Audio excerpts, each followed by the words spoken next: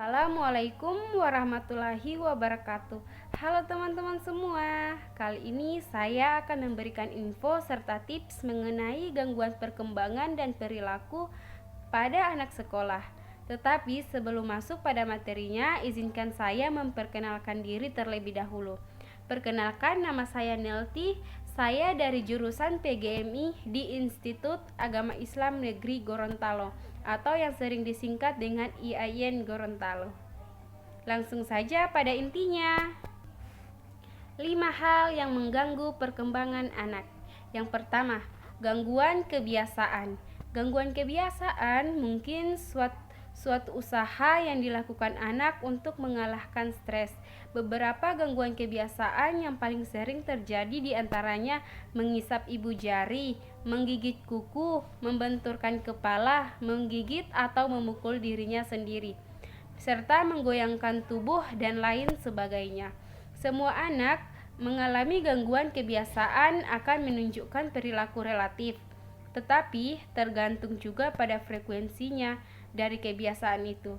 Sebagai contoh, anak kandung mengisap jempol yang merupakan fenomena pertumbuhan yang biasa, tetapi jika terus berulang mungkin menjadi tanda peringatan terhadap gangguan kebiasaannya. Yang kedua, gangguan psikologis meliputi perubahan emosi, fungsi fisik, perilaku, dan kinerja mental. Permasalahan gangguan psikologis tersebut dapat disebabkan oleh faktor-faktor seperti gaya pengasuhan, masalah keluarga, kurangnya perhatian, penyakit kronis atau cedera, dan rasa kehilangan atau perpisahan. Anaknya biasa berlangsung bereaksi ketika masalah terjadi, tetapi akan menunjukkan reaksi kemudian hari. Bimbingan yang tepat dapat membantu anak dalam mempersiapkan diri jika dihadapkan pada masalah yang sifatnya traumatis pada anak. Orang tua harus dapat memotivasi anak agar lebih ekspresif menghadapi ketakutan dan kecemasannya. Gangguan perilaku tertentu adalah normal terjadi pada anak usia dini, tetapi jika masih tetap berlanjut hingga kemudian hari mungkin mengundang intervensi. Gangguan perilaku pada anak dapat ditunjukkan seperti suka melampiaskan amarah karena frustasi atau kesal terhadap suatu hal. Kemudian orang tua bisa mengontrol perilaku anak dengan menjauhkan anak dari hal-hal yang membuat anak bertindak demikian. Sementara perilaku anak yang mencuri atau berbohong mungkin umum pada tahap awal perkembangannya. Pastikan kebiasaan tersebut tidak berlanjut ya. Yang keempat, gangguan tidur. Masalah tidur termaksud jam tidur yang terlalu banyak atau terlalu sedikit pada anak. Gangguan saat tidur pada tahap pertumbuhan mungkin memiliki efek yang merugikan pada kemampuan kognitif anak. Orang tua harus mendorong anak untuk tidur pada waktu yang teratur setiap harinya. Kemudian yang kelima, gangguan kecemasan. Kecemasan dan ketakutan normal terjadi pada anak dalam masa perkembangannya. Tetapi jika terus berlanjut dalam waktu yang lama, mungkin akan melumpuhkan kondisi sosial anak. Gangguan kecemasan dapat dikelola dengan cara mengobati kondisi kejiwaan anak seperti terapi keluarga. Kemudian masuk kepada gangguan perilaku anak sekolah. Secara definitif, anak dengan gangguan emosi dan perilaku adalah anak yang mengalami kesulitan dalam penyesuaian diri dan bertingkah laku tidak sesuai dengan norma-norma yang berlaku dalam lingkungan kelompok usia manusia, masyarakat pada umumnya, sehingga merugikan dirinya maupun orang lain. Seseorang dikatakan mengalami gangguan perilaku apabila memiliki suatu atau lebih dari 5 karakteristik berikut dalam kurung waktu yang lama, yaitu yang pertama, ketidakmampuan untuk belajar yang bukan disebabkan oleh faktor. 2. Ketidakmampuan untuk membangun atau memelihara keputusan dalam menjalin hubungan dengan teman sebaya dan pendidik. Yang ketiga, tipe perilaku yang tidak sesuai atau perasaan yang di bawah dalam keadaan normal. Kemudian yang keempat, mudah tertawa, suasana hati atau emosi labil, ketidakbahagiaan atau depresi. Yang terakhir, yang kelima, kecenderungan untuk mengembangkan simptom-simptom fisik atau ketakutan-ketakutan yang diasosiasikan dalam permasalahan-permasalahan pribadi atau sekolah.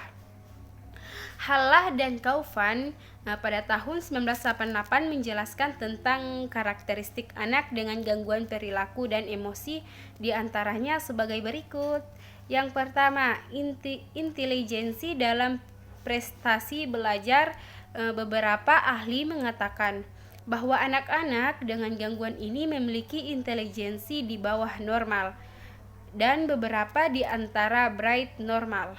Yang kedua, karakteristik sosial dan emosi, agresif, action out behavior. Kemudian merupakan permasalahan yang paling sering ditunjukkan oleh anak dengan gangguan emosi atau perilaku. Perilaku tersebut memukul, seperti memukul, berkelahi, mengejek, berteriak, menolak untuk menuruti permintaan orang lain, menangis, merusak, vandalisme, memeras, yang apabila terjadi dalam frekuensi tinggi, maka anak dapat dikatakan mengalami gangguan tips. Kemudian kita masuk kepada bagian tips.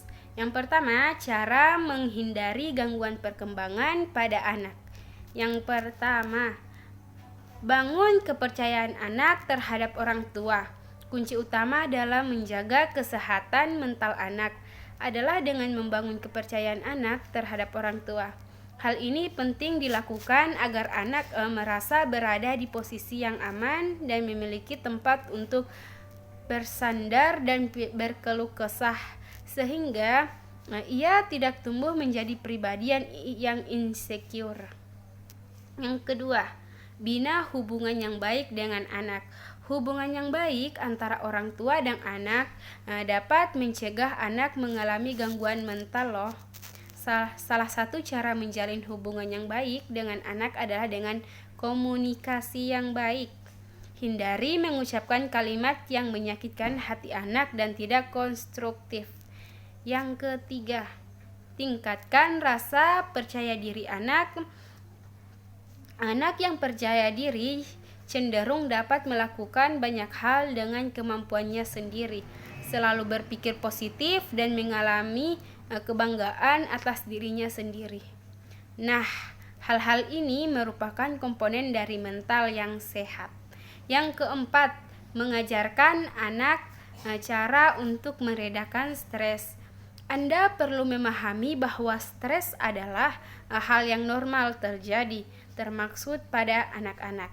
Sekecil bisa saja stres akibat banyak pekerjaan sekolah atau berselisih paham dengan teman-temannya. Nah, Anda perlu mengajarinya cara meredakan stres agar kedepannya ia mampu menghadapi permasalahan yang terjadi pada dirinya. Kemudian beberapa cara mencegah masalah perilaku pada anak sekolah. Yang pertama, perhatikan apa yang diinginkan anak atau diminta anak. Dengan memperhatikan permintaan anak akan membuat mereka merasa penting dan dapat membantu mereka melihat sesuatu secara positif. Yang kedua, dapat membantu anak-anak memiliki pandangan positif dalam hidup. Orang tua harus bisa membuat anak memiliki pandangan positif dari masalah apapun itu. Yang ketiga, selalu yakin seorang anak akan cinta dan dukungan. Misalnya dengan selalu menanyakan anak apa yang terjadi atau membantu anak menghilangkan kesedihannya. Tentunya anak akan merasa Anda selalu ada untuk dirinya. Yang keempat, dengarkan apa yang selalu dikatakan anak-anak pada Anda. Yang kelima, peliharalah minat anak. Yang keenam, habiskan waktu bersama anak Dan yang ketujuh, lebih peka saat anak memiliki masalah atau suasana hati yang berubah-ubah. Tanyalah ia apa yang membuat dia sakit hati. Itulah info serta tips yang dapat saya sampaikan mengenai gangguan perkembangan dan perilaku anak sekolah. Lebih dan kurangnya saya mohon maaf. Wabillahi taufik wa hidayah. Wassalamualaikum warahmatullahi wabarakatuh.